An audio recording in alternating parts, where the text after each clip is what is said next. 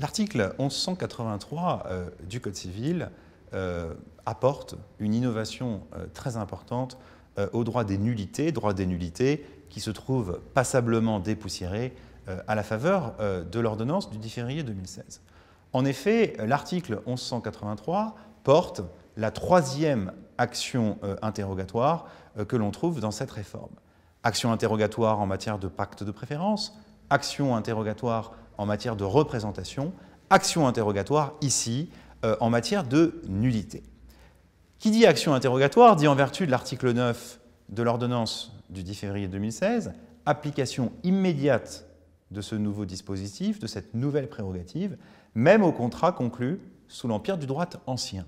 C'est dire l'importance de cette disposition qui, dès le 1er octobre 2016, entrée en vigueur de la réforme, ou plus tard, si la réforme devait être différée à la faveur de la loi de ratification, entrera et s'appliquera en tout cas même à propos des contrats anciens conclus antérieurement au droit nouveau. Alors, que nous dit cette action interrogatoire? Quelle prérogative confère-t-elle? Le législateur indique à l'alinéa 1er de l'article 1183 qu'une partie peut demander à celle qui pourrait au conditionnel se prévaloir de la nullité, soit de confirmer le contrat, soit d'agir en nullité dans un délai de 6 mois et à peine de forclusion. Que retenir de cette définition de cette nouvelle institution? D'abord, que, comme toujours en matière d'action interrogatoire, celle-ci est conférée à une personne qui doute. Action interrogatoire en matière de pacte de préférence, c'est un tiers qui doute de l'existence d'un pacte de préférence. Action interrogatoire en matière de représentation, c'est un tiers qui envisage de contracter avec un représentant et qui doute de la réalité de ses pouvoirs. Ici, ce n'est pas un tiers, c'est une partie qui doute. Une partie qui doute de la possibilité, de l'éventualité et du risque que son co-contractant nargue d'une cause de nullité, d'où l'emploi du conditionnel. C'est donc une action interrogatoire offerte à une partie contre l'autre pour le cas où un risque de nullité serait de nature à fragiliser le contrat.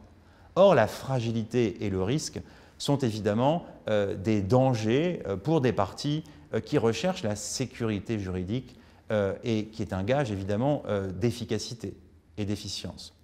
De sorte que la partie qui doute peut interroger l'autre partie suivant certaines conditions de fond ou de forme. La condition de fond principale est que la demande, l'action interrogatoire, n'a d'effet que si la cause de nullité a cessé.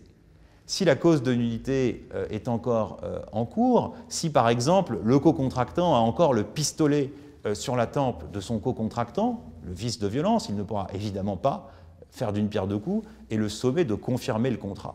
Il faut que la cause de nullité ait cessé, il faut par exemple que le co-contractant ait connaissance de l'erreur, vice du consentement, dont il a été victime, par exemple, puisque s'agissant du vocabulaire de confirmation, on conçoit mal que ce dispositif soit susceptible de jouer pour les causes de nullité absolue, on l'imagine plus volontiers évidemment, voire exclusivement, jouer pour les causes de nullité relatives, celles qui sanctionnent une règle de l'intérêt privé du bénéficiaire, de celui qui va recevoir, du destinataire de l'action interrogatoire.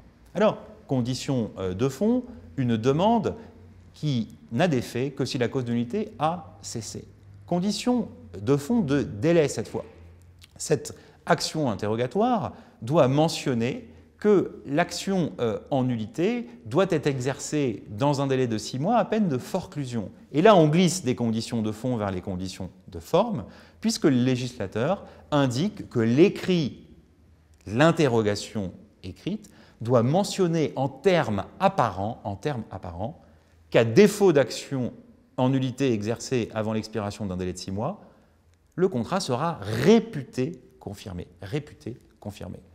Plusieurs observations sont possibles sur ce point.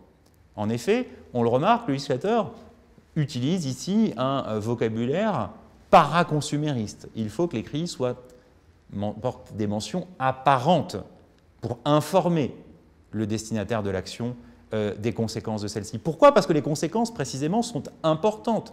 Si le destinataire, le co-contractant, ne répond pas, son silence pourra être retenu contre lui, son silence vaudra d'une certaine façon acceptation par exception, parce que le contrat sera réputé confirmé s'il n'a pas agi en nullité dans un délai de 6 mois. De sorte que cette action interrogatoire va avoir pour effet de faire courir une période de temps de 6 mois qui va permettre de limiter temporellement l'incertitude à laquelle est soumis le co-contractant de celui qui est susceptible d'invoquer une cause de nullité. Cette action interrogatoire, c'est en définitive un confirmer ou annuler. On la rencontre dans certains droits européens. Elle participe d'un mouvement plus général, bien connu du droit des sociétés, de chasse aux causes de nullité et aux risques de nullité. Et je crois qu'il faut se féliciter de cette innovation qui connaîtra sans nul doute un essor et un succès importants.